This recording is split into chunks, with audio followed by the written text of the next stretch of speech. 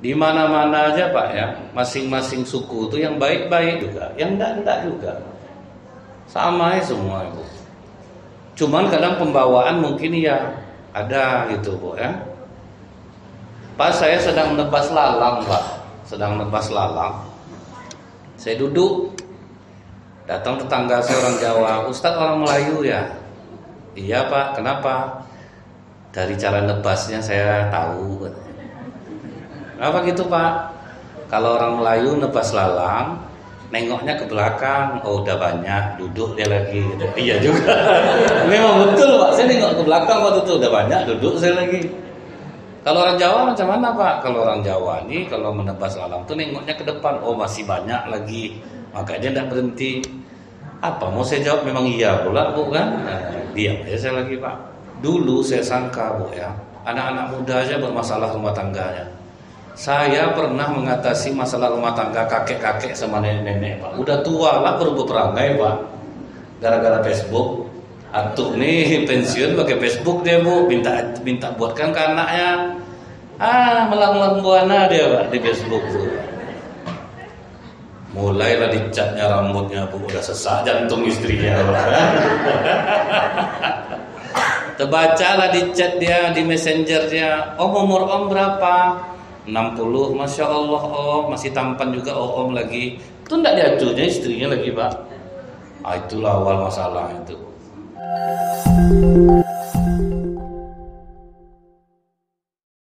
A'udzubillahi minasyaitonirrajim. Bismillahirrahmanirrahim. Assalamualaikum warahmatullahi wabarakatuh. Waalaikumsalam. Innal hamdalillah nahmaduhu wa nasta'inu wa nastaghfiruh wa na'udzu billahi min shururi anfusina wa min sayyiati a'malina. May yahdihillahu fala mudilla lahu wa may yudlil fala hadiya lahu. Asyhadu an la ilaha illallah wahdahu la syarika lahu wa asyhadu anna Muhammadan abduhu wa rasuluh. Allahumma shalli wa sallim wa barik ala hadzal nabiyil karim wa ala alihi wa sahbihi ajmain. Yang saya hormati Bapak Ketua Mushola beserta pengurus, yang saya hormati alim ulama, tokoh masyarakat, cerdik pandai, Bapak Ibu, orang tua saya yang saya muliakan, hadirin hadirat yang semoga kita semua senantiasa dirahmati oleh Allah.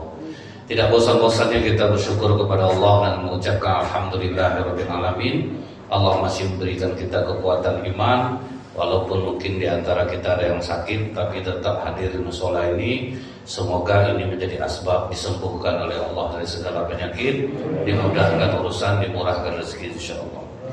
Berselawat kita kepada Rasulullah sallallahu alaihi wasallam dengan ucapan Allahumma shalli ala Muhammad wa ala alihi wasallim. Semoga dengan banyak kita berselawat kita mendapatkan syafaat yaumil akhir kelak. Di dalam hadis Rasulullah mengatakan, inna iblisa yadau arsyahu 'alal ma'. Sesungguhnya iblis itu meletakkan singgasananya di atas air. Tsumma yab'atsu saroyah, kemudian dia sebarkan tentara-tentaranya. Fa'nahum minhu manzilatun a'zamuhum fitnah.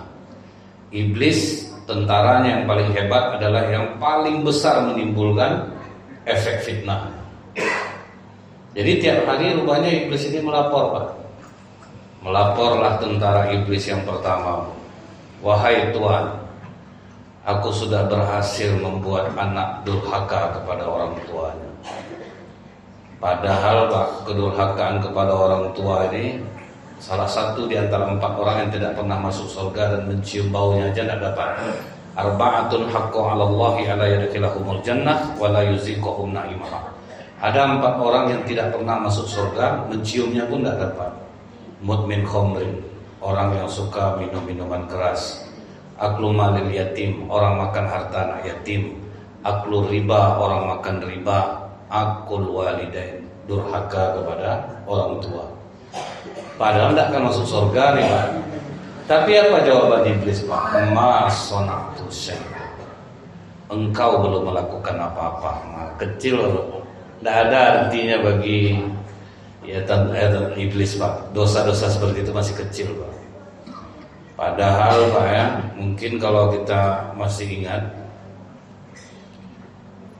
ada anak kecil yang mendaftar untuk perang Badar. Nah, namanya Mu'az bin Ammar al-Jamuh. Satu lagi Muawis bin Afra, umur 13-14 tahun. Mendaftar ikut perang, kata Rasulullah, kalian ingin mendapatkan pahala jihad fisabilillah? Ingin ya Rasulullah, berbaktilah engkau kepada kedua orang tua. Karena apalagi orang tua di masa tuanya, dia kembali seperti anak-anak. Jadi kalau sempat anaknya berbakti kepadanya, nilainya sama dengan jihad fisabilillah. Jadi kalau kita ingat lagi Pak, orang yang terkurung di dalam gua, ada 3 orang yang terkurung di dalam gua. Kemudian berteriak pun mereka tidak akan ada yang dengar. Akhirnya jalan satu-satunya adalah bertawasul. Tawasul ini Bu, menceritakan satu amal yang paling ikhlas yang pernah kita lakukan. Jadi boleh Pak pamer amal kepada Allah, tapi amal yang paling ikhlas yang pernah kita lakukan. Jadi yang pertama ini dia katakan, ya Allah, aku ini seorang pemerah susu sapi. Aku pernah berjanji kepadamu ya Allah, aku tidak akan memberikan susu perahanku kepada siapapun. Aku tidak akan menjualnya kepada siapapun sebelum kedua orang tuaku mencicipinya terlebih dahulu. Pernah suatu kali aku jauh ya Allah, sehingga aku ke rumah orang tuaku sudah tertidur. Capek aku mengetuk pintu, ternyata orang tuaku tidak bangun. Maka aku bawa susu sapi perahanku itu pulang ke rumah. Dan malam itu istri dan anak-anakku memohon kepadaku untuk memberikan air susu perahanku itu kepada mereka. Tapi karena janjiku kepadamu ya Allah, aku tidak akan memberi kepada siapapun. Aku tidak akan menjual kepada siapapun sebelum kedua orang tuaku mencicipinya. Tidak aku berikan kepada istri dan anakku ya Allah. Bila ini amal ikhlasku di sisimu, sebagai bentuk baktiku kepada orang tuaku, keluarkanlah kami dari penderitaan. Langsung bergeser batu. Jadi orang tua itu lebih harus didahulukan daripada istri dan anak. Ini kadang saya kalau nenek Bu nampak makan pizza, pizza makan nek, sisa cucu, sisa baru dapat ya. Kalau enggak pernah nenek makan pizza. Tuh kalau nenek pergi wirid bawa tas bagus Pak, bagus tasnya. Sisa menantu Ustaz dah rusak resletingnya dikasih saya. Ada rusak resleting, barulah dapat nenek nih pakai tas bagus tuh. Jadi memang kedudukan orang tua ini dalam Islam itu sangat ditinggikan, bahkan nomor 2 setelah Allah. Wa'budullaha wa la tusyriku bihi syai'an wa bil walidaini ihsana. Nomor 2 orang tua setelah Allah. Nah, jadi kalau orang memuliakan orang tuanya, apa kata para ulama? Berdiri dia di hadapan bukit batu, kemudian dia katakan, jadilah kau emas, berubah bukit batu itu menjadi emas. Ini kata kiasan.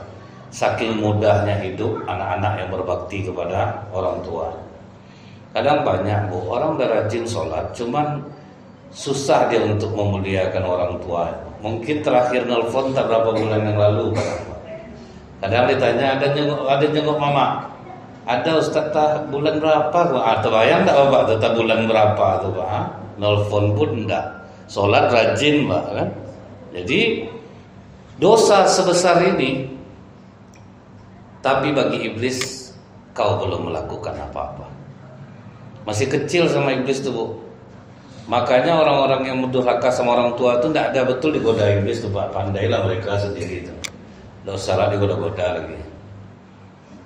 Kemudian datang yang kedua melapor, wahai Tuhan, aku sudah berhasil membuat orang mencuri. Padahal hukuman mencuri kan besar dalam Islam Pak. Mencapai nisab, potong tangan. Tapi kata iblis, ma sonatu syai'a. Rasulullah aja mengatakan, bu anakku Fatimah mencuri, aku potong tangannya. Begitu betul Pak ya. Tapi bagi iblis itu belum dosa lagi. Makanya orang santai nyuri kota infak di masjid kadang Pak kan. Santai aja Bu. Saya masih ingat lu Pak ya. Di Masjid Agung An-Nur itu saya masih kecil-kecil loh. Jadi kota-kota infak yang berjalan Idul Fitri itu Pak, Dimasukkan ke suatu ruangan, satu yang jaga pintu, satu tukang bongkar di dalam. Santai aja Pak. Ada kadang Bu kalau zikir terpejam-pejam matanya, di kota infak lalu juga.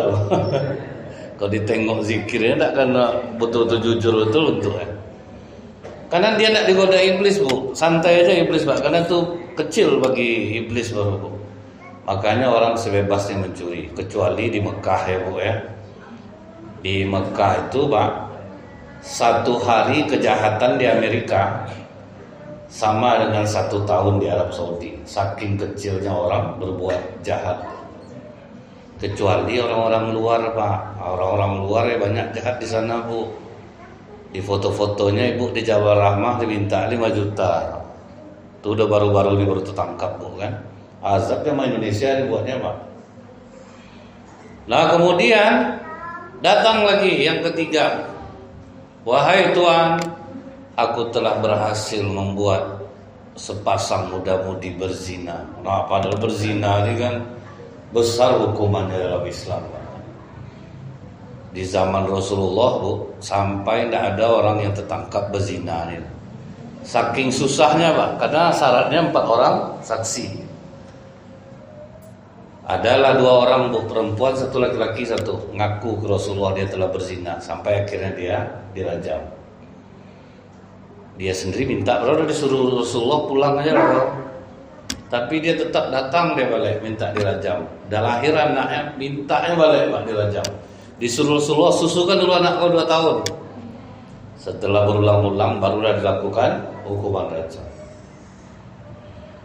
Dan sebesar ini dosa Bu ya, berzina. Tapi kata iblis, ma sona'tu syai'a, engkau belum melakukan apa-apa. Tapi datang tentaranya yang terakhir Pak. Bentuknya tidak dosa nih Bu. Bentuknya ringan aja.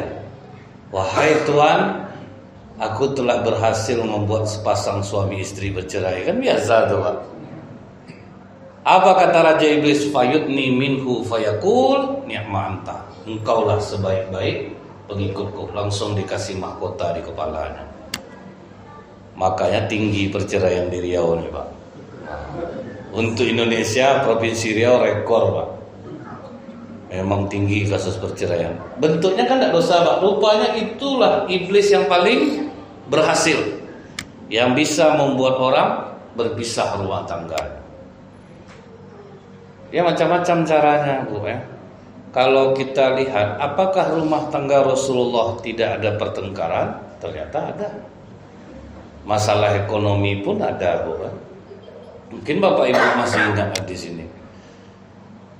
Rasulullah didemo oleh istri-istrinya, bayangkan Bu. Kita satu udah malas pulang Pak. Kalau itu ditanya, buat duit nak bang, ini beli susu anak, ini segala macam, mungkin udah malas pulang. Ini sebanyak itu datang Pak.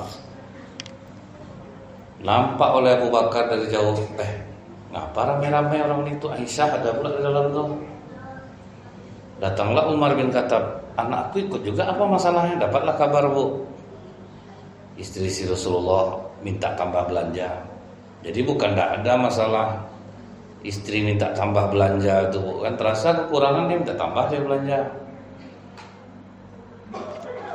Apa yang dilakukan oleh Abu Bakar dan Umar? Langsung lebih dahulu datang ke tempat Rasulullah. Berarti kan ada masalah rumah tangga Rasulullah. Duduk Abu Bakar di kanan, Umar bin Khattab di kiri. Duduk pula istri-istri Rasulullah di depan. Satu pun tidak ada yang berani ngomong, takut Pak. Ada Abu Bakar, ada Umar di depan. Ini mertua yang mantap tuh Pak. Di backupnya menantu ya. Di backupnya menantu ya Pak. Karena tidak ada yang berani ngomong, akhirnya Umar ngomong ke Rasulullah, ya Rasulullah, aku ada masalah tadi pagi. Apa masalahnya? Binti Kharijah minta tambah duit belanja. Apa yang harus aku lakukan ya Rasulullah? Dibisikkanlah oleh Rasulullah, masalah kita sama. Dia pun datang minta tambah belanja. Sebetulnya Umar memancing ngomong aja Pak. Jadi ada alasan dia untuk marah kepada anaknya Hafsah. Kau tahu enggak Hafsah, suami kau ini nabi. Tidak mungkin dia akan menganiaya kalian. Kalau beliau ada, tidak mungkin dia pelit sama kalian. Aku ikut aja ya, orang ini ngajak tuh ikut lah kan sama-sama. Ya gara-gara diajak-ajak bukan ikut. Aisyah gitu juga ditutupkan oleh Abu Bakar Siddiq bahunya. Kau menyusahkan hati Rasulullah kau Aisyah. Tidak ya, kami memang udah sepakat aja rame-rame ini. Tapi apa yang dilakukan Rasulullah? Diam. Tidak ada Rasulullah ngomong, Pak. Jadi kalau istri tak tambah belanja, tidak perlu jawab, Pak. Diam. Ini cara Rasulullah, Bu. Diam itu, Pak ya. Waduh, diam itu banyak orang, Bu ya, menyesal karena berbicara. Hanya sedikit orang yang menyesal karena diam. Makanya kalau diam kita itu perak, bicara kita emas. Tapi kalau misalnya diam kita rasanya emas, bicara kita perak. Jadi lebih baik kita pilih diam, Pak. Nah Rasulullah diam waktu itu, Bu. Tidak ada sedikit pun komen. Tetapi Rasulullah tidak pulang ke satu rumah pun istri-istri beliau. Betul-betul diam, Pak. Tidak pulang. Jadi mertua yang hebat tuh, mertua Rasulullah ini, Pak, di backup menantu ya. Kalau sempat macam dengan kami ini, Bu kan, Pak, anak bapak minta tambah belanja, Pak, macam mana caranya, Pak? Aku kan dari dulu tak suka sama kau nih. Kau gak keras sama anakku. Kau bercerai kalau dari anak aku, bisa aku nanggung hidup anakku nih. Susah, Bu, karena kalau macam-macam kita manusia ini kan banyak betul kesalahan, Pak, banyak berbohong ya. Kadang pulang ke rumah macam-macam acting tak berduit nih, Bu.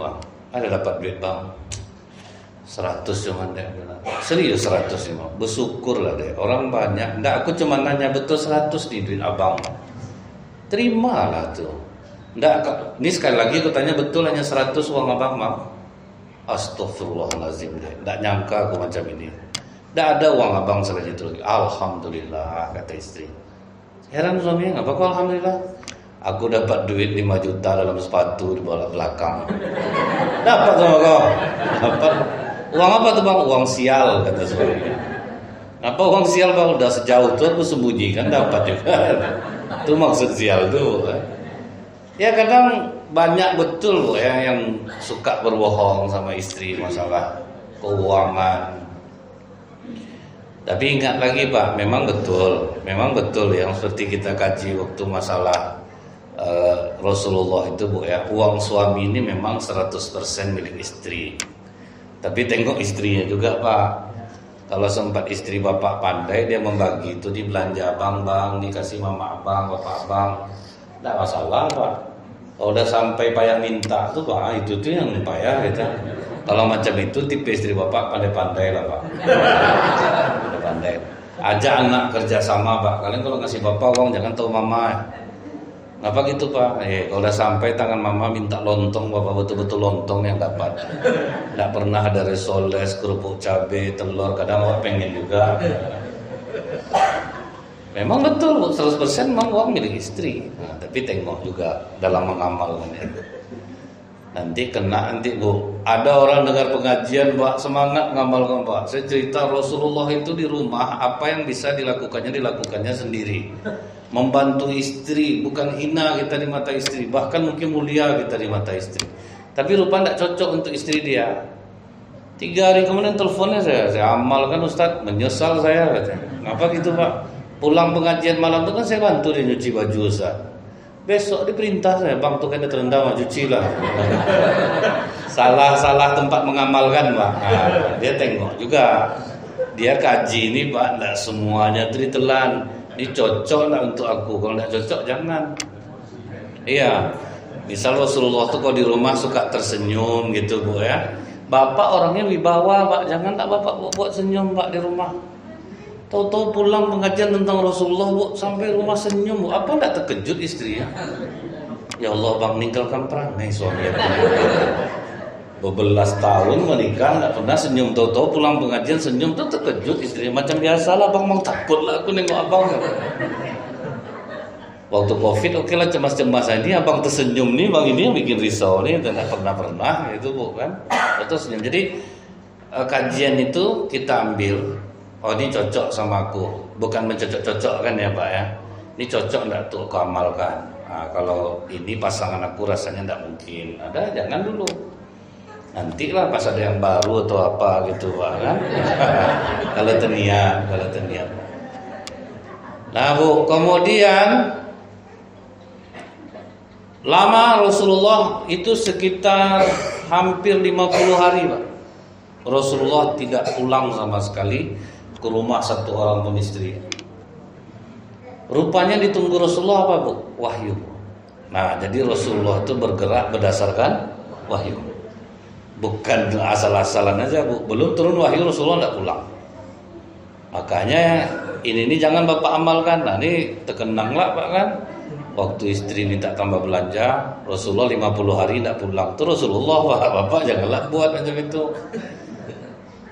Jadi di hari ke-50 turunlah surah Al-Ahzab ayat 28 29. Nah, itulah sebabun nuzul turunnya surah Al-Ahzab 28 29. Ya ayuhan nabiyyu kulli azwajika in kuntunna turidnal hayatad dunya wa zinataha fata'alaina umatti'kunna wa usahrikunna sarahan jamila.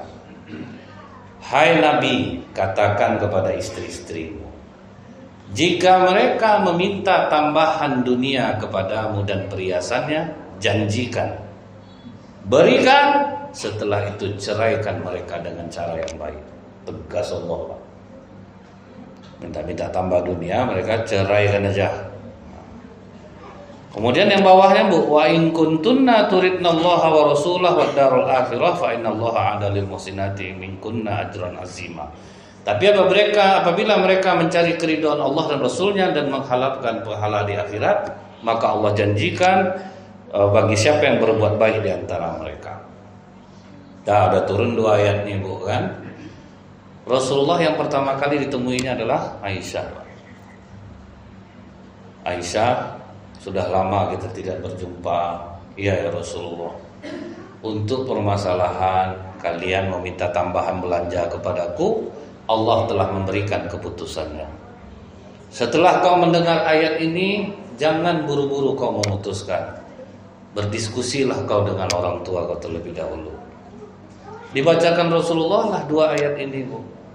Begitu Rasulullah membacakan 2 ayat ini, langsung kata Aisyah, aku tidak akan berunding dengan orang tuamu. Aku berjanji akan memilih keridhaan Allah dan Rasulnya. Tapi tetap juga Pak, rasa ingin menguasai itu ada. Kata Aisyah, ujungnya apa Bu? Tidak usahlah sampaikan ayat ini ke yang lain. Artinya apa? Ada keinginan untuk menguasai sendiri itu Pak. Nah, jadi biasa sebetulnya Bu. Kalau tidak tahu yang lain kan nanti semuanya kan terpisah Pak, gitu kan, untuk dia aja sendiri. Kata Rasulullah, tidak Aisyah. Aku ini guru bagi kalian dan seorang nabi. Aku ini ingin meringankan kalian, bukan untuk memberatkan kalian. Ayat ini untuk kalian semua. Akhirnya sampaikan Rasulullah Pak ke seluruh istri-istri beliau. Akhirnya seluruh istrinya sepakat, kami ingin mencari keridhaan Allah dan Rasul. Ya, makanya istri-istri Rasulullah Bu akhirnya punya pencarian-pencarian sendiri Pak. Ada yang jualan untuk menambah kekurangan itu. Yang tidak ada bersabar, yang ada saling membantu. Jadi ada kok masalah yang seperti ini, biasa aja sebenarnya. Cuman kalau sekarang banyak orang menyalahartikan ayat ini Pak. Dia rajin ibadah tapi pemalas Bu. Tidak mau kerja nih Pak. Istri kerja. Bang, aku salut nengok ibadah abang nih Bang. Cuman anak udah makin besar, biaya sekolah mahal. Berilah aku tambahan Bang. Tolong juga lah ekonomi kita nih. Kata suaminya, adek beriman gak dengan Al-Quran? Beriman Bang, duduk dulu abang bacakan ayat itu. Dibacakan ayat ini. Padahal pangkal ayatnya apa Bu? Ya ayuhan nabi. Berarti ayat ini khusus untuk nabi. Dibacakan, katakan kepada istri-istrimu, jika mereka meminta tambahan dunia dan belanja kepadamu, janjikan, berikan, setelah itu ceraikan mereka dengan cara yang baik. Mau ada abang ceraikan? Ayat tuh Bang, ayat lah, tengoklah. Enggak lah Bang, enggak, Berarti ingkarlah aku sama Al-Quran jadi. Tapi adik baca di bawahnya. Jika adik menginginkan Allah dan Rasulnya dan negeri akhirat, ridho adik abang ngampun. Adik kerja, saya abang makan. Bocor atap, adik manjat ke atas. Pokoknya apa aja kerjaan tak mau adik libatkan abang, apa janji Allah akan diberikan pahala yang besar bagi siapa yang dikehendakinya. Karena kata istri ini ayat Al-Quran tuh nurut dia Pak. Itu yang takutnya terjadi Bu.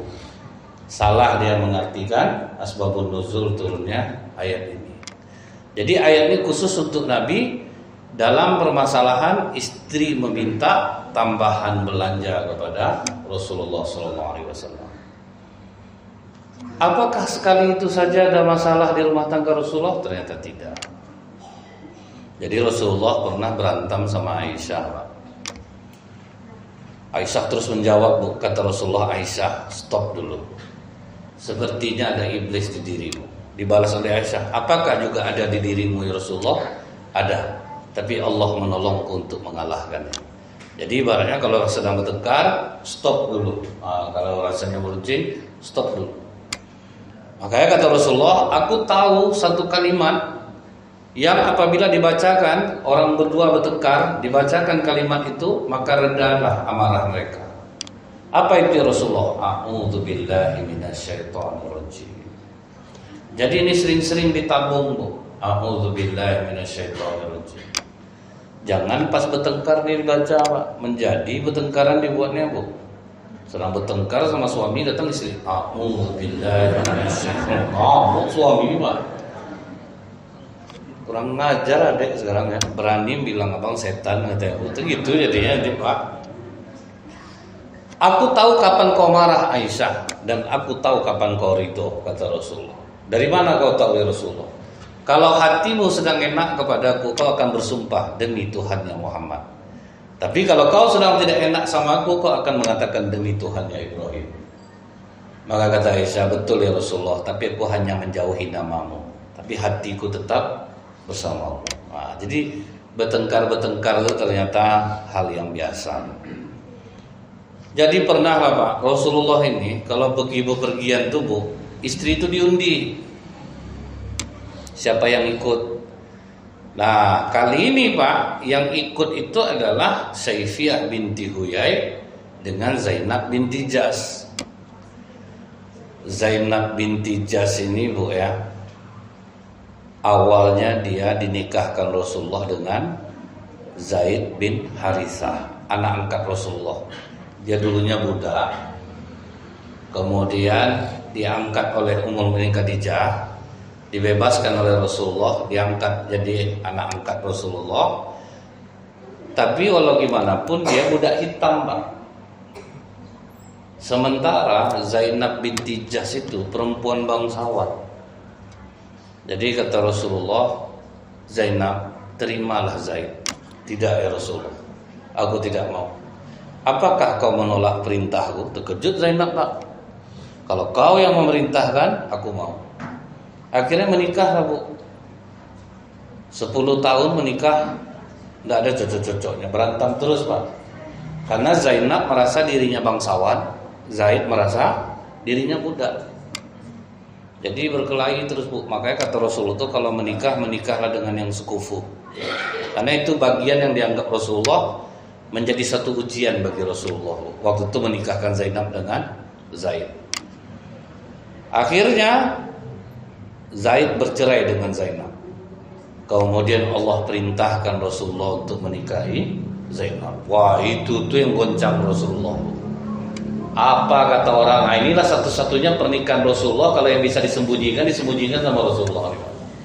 Waktu menikahi Aisyah Bu, tidak ada fitnah bagi orang Quraisy. Tapi begitu menikahi Zainab Pak, baru boom. Macam tidak ada perempuan lain, masa istri anak angkatnya sendiri ya gitu-gitu tuh Pak. Tapi gimana lah perintah Allah Bu, dinikahkan Allah Rasulullah dengan Zainab. Bahkan yang meminangnya adalah Zaid Pak. Jadi sahabat tuh Bu, tidak ada terkecil hati masalah perempuan ini. Padahal istri dia tuh Pak, bekas istri dia, dialah disuruh meminang, tetap damai. Kalau kita tuh Pak sampai beranak cucu musuhan tuh Pak. Ya coba lah Bu, ada sahabat Rasulullah Salman Al-Farisi, dia naksir dengan saudara dari Abu Dzar Al-Ghifari. Jadi siapkannya tabungan. Tolonglah sampaikan ke pamanku Abu Dzar, aku mau menikah dengan anak perempuannya. Disampaikan oleh Abu Dzar. Apa kata ibu perempuan itu Bu? Aku tuh lebih setuju kalau kau yang jadi menantu aku. Rupanya mak jomblang yang kena pilih Pak. Makanya bapak hati-hati, tidak tolong kawan Pak. Nah, kalau bisa yang dibawa bapak level ketampanannya. Kalau di atas lewat Pak. Jadi rupanya Pak Bu, ditanya oleh ibu perempuan nih ke Abu Dzar, apakah kau mau dengan anakku? Dijawabnya mau Pak. Pas setelah kejadian itu Bu, malu lah Abu Dzar, didekatinya lah Salman. Gimana Abu Dzar deh? Malu aku sama kau Salman. Malu kenapa? Udah aku sampaikan siapa kau, udah aku promosikan. Rupanya orang tuanya lebih memilih aku menjadi menantu. Apa kata Salman Pak? Justru seharusnya aku yang malu Abu Dzar. Telah meminang perempuan yang ditakdirkan Allah untuk dirimu. Seluruh uang tabungan aku serahkan untuk menikahlah kau dengannya. Itu persaudaraan sahabat Pak. Kalau kita tuh Pak, tega kau sama aku. Sama-sama kita ngaji ya. Nggak tahu ya kau tikung juga aku. Itu susah tuh Pak. Sampai sama anak dipesankan tuh, kau jangan berkawan sama anak bapak, mama itu dulu terus sama bapak tuh. Itu pesankan tuh. Turun temurun tuh Bu dikasih tahu. Jadi Zainab ini bangsawan Pak. Makanya dalam Islam ini Bu tetap itu menjadi pilihan bahwa tidak bisa kita nikah sembarangan itu Pak. Mesti yang sekufu, selevel, supaya jangan nanti terjadi kejadian seperti Zainab dan Zaid lagi. Nah waktu diundi itu Bu, Zainab ikut, Saifiyah ikut. Zainab ini termasuk istri Rasulullah yang bangsawan. Jadi dia punya unta itu ada 3 ekor Bu. Saifiyah ini keturunan Yahudi Pak. Nah, dia bapaknya meninggal, dia ditawan, kemudian akhirnya dinikahi oleh Rasulullah. Cuman ada kelebihannya Bu, masak paling hebat di antara istri-istri Rasulullah, paling enak masakannya. Jadi waktu bepergian tuh dia banyak bawa alat masak Pak. Tapi ontanya lemah, sakit. Jadi kata Rasulullah, Zainab, Saifiyah kan banyak bawa barang-barang, ontanya sakit. Bisa enggak pinjam onta kau dulu 1, kasihkan ke Saifiyah. Ngamuk Zainab Bu. Kata Zainab, apa ya Rasulullah, aku harus memberikan ontaku kepada perempuan Yahudi itu. Jadi cemburu-cemburu itu ada Pak. Mendengar itu terkejut Rasulullah Bu. 3 bulan Rasulullah tidak pulang ke rumah Zainab. Sebabnya apa? Zainab menghina suku Pak. Jadi tidak boleh menghina suku nih. Kadang orang itulah Bu, yang banyak terjadi perceraian di Riau ini kadang ya Bu ya. Bertengkarnya masalah lain sampai nanti kemana-mana jadinya Pak. Istri masak terlalu pedas, berairlah mata suaminya. Udah 16 tahun kita nikah, enggak tahu juga kau kurang cabai untuk abang dasar Minang kau nih.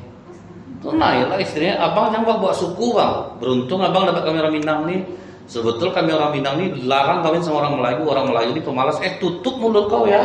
Malah sampai mana-mana.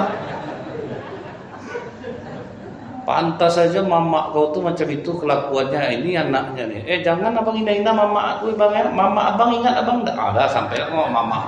Gara-gara cabe tadi Pak. Menghina suku jadi ya. Kalau udah itu tuh kan udah meruncing dia Pak. Kalau udah sampai ke orang tua, ke suku. Maka Rasulullah marah Bu, jangan menghina suku. Di mana-mana aja Pak ya. Masing-masing suku itu yang baik-baik juga, yang enggak juga. Sama ya semua Bu. Cuman kadang pembawaan mungkin ya ada gitu Bu ya. Pas saya sedang nebas lalang Pak, saya duduk, datang tetangga saya orang Jawa, Ustadz orang Melayu ya. Iya Pak, kenapa? Dari cara nebasnya saya tahu. Apa gitu Pak? Kalau orang Melayu nebas lalang, nengoknya ke belakang, oh udah banyak, duduk dia lagi. Gitu. Iya juga. Memang betul Pak, saya nengok ke belakang waktu itu udah banyak, duduk saya lagi. Kalau orang Jawa macam mana Pak? Kalau orang Jawa nih kalau menebas lalang tuh nengoknya ke depan, oh masih banyak lagi, makanya tidak berhenti. Apa mau saya jawab? Memang iya pula bukan? Nah, diam aja saya lagi Pak. Kultur kadang tuh Pak ya, pembawaan itu memang ada, tapi itu tidak semua ya lah seperti itu. Nah, Saifiyah ini Bu, karena dia dihina sukunya, Rasulullah marah kepada Zainab, sampai akhirnya Zainab disuruh Rasulullah untuk minta maaf kepada Saifiyah. Jadi memang janganlah sampai kita ini saling menghina suku satu sama lain. Saya sering juga ingat tuh Pak ya, begitu dengar saya mau nikah sama orang Minang, sebagian orang Melayu waktu itu agak ngamuk Pak. Maaf, Ustaz, kami nggak bisa datang karena orang kami udah banyak kena sama orang Minang nih. Saya bilang bukan semua orang dipukul rata macam itu. Memang orang kita Melayu ini baik semua ya kan, enggak juga Pak.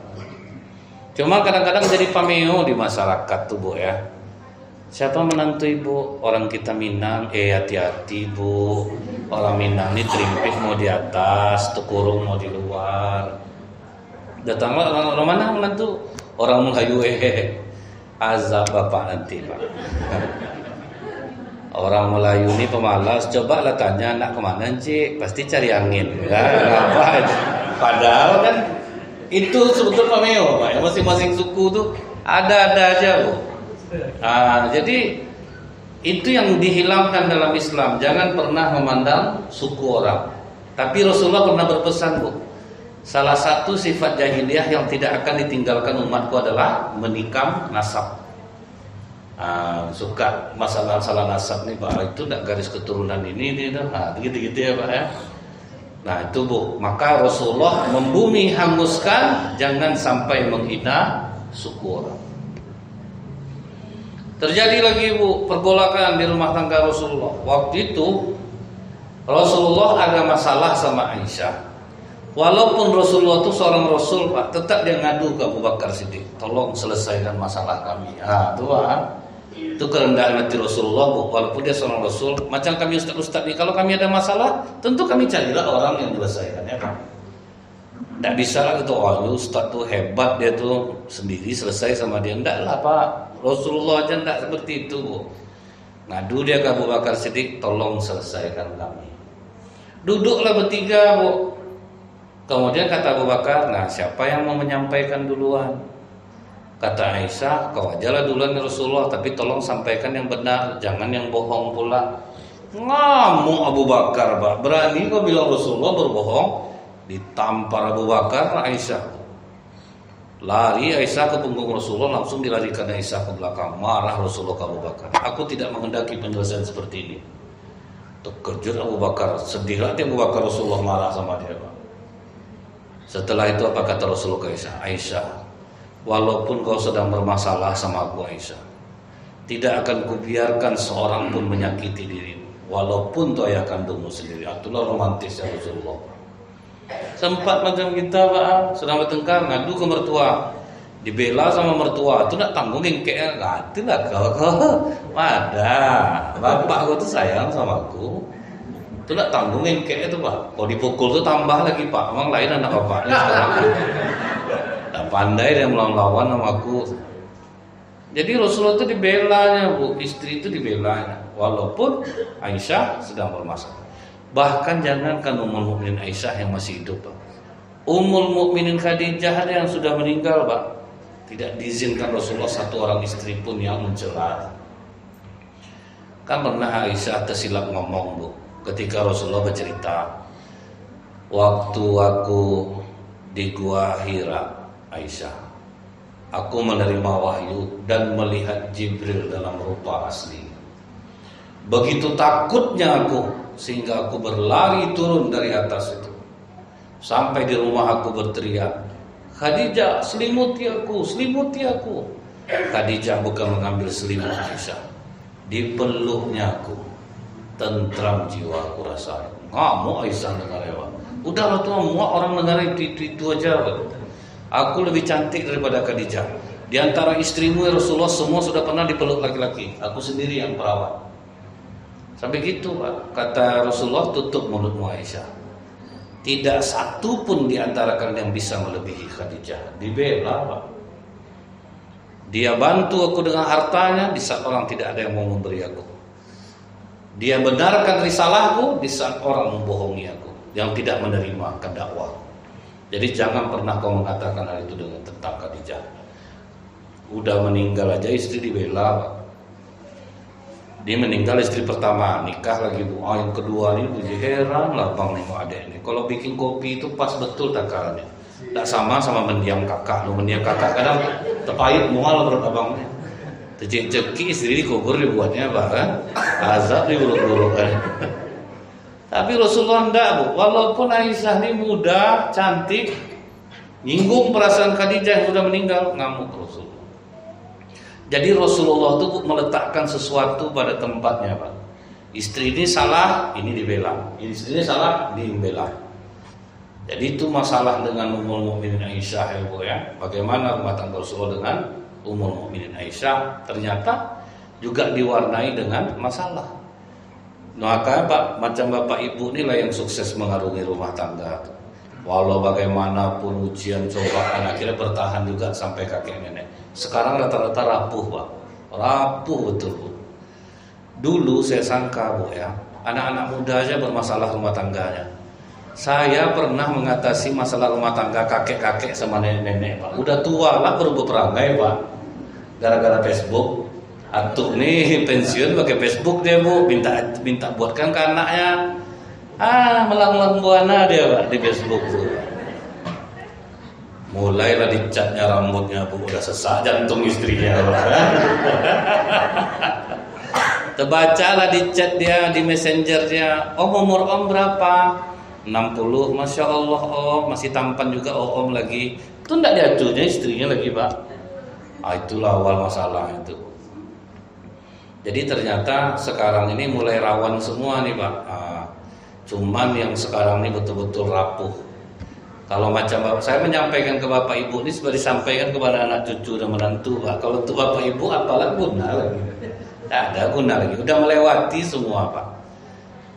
Nah jadi Bu ya, Rasulullah ini pernah ketika berada di rumah Ummul Mukminin Aisyah, datang pembantu Saifiyah ngantar lauk Pak. Rasulullah sedang duduk sama sahabat Bu, datang ngantar lauk Pak. Langsung keluar Aisyah, dihantamnya piring itu, pecah Pak. Apa kata Rasulullah kepada para sahabat? Santai aja, ibu kalian sedang cemburu. Sempat kita untuk doa. Tahu enggak abang ustad nih deh, malu abang depan orang. Udah berkali-kali kok buat macam ini. Atau gitu-gitu tuh Pak ya. Dia cancang Bu ya. Tapi dengar Rasulullah seperti itu, rasanya sangat tidak patut kalau para suami sok-sok menjaga hal-hal seperti ini Bu ya. Jadi inilah mungkin bagaimana bahayanya sekarang ini godaan iblis menghancurkan rumah tangga orang, sehingga mudah betul orang sekarang untuk berpisah. Mudah-mudahan Bapak Ibu bisa menyampaikan kepada anak cucu dan menantu supaya mereka kuat dengan rumah tangganya nanti. Subhanakallahumma bihamdika asyhadu an la ilaha illa anta astaghfiruka wa atubu ilaik. Assalamualaikum warahmatullahi wabarakatuh.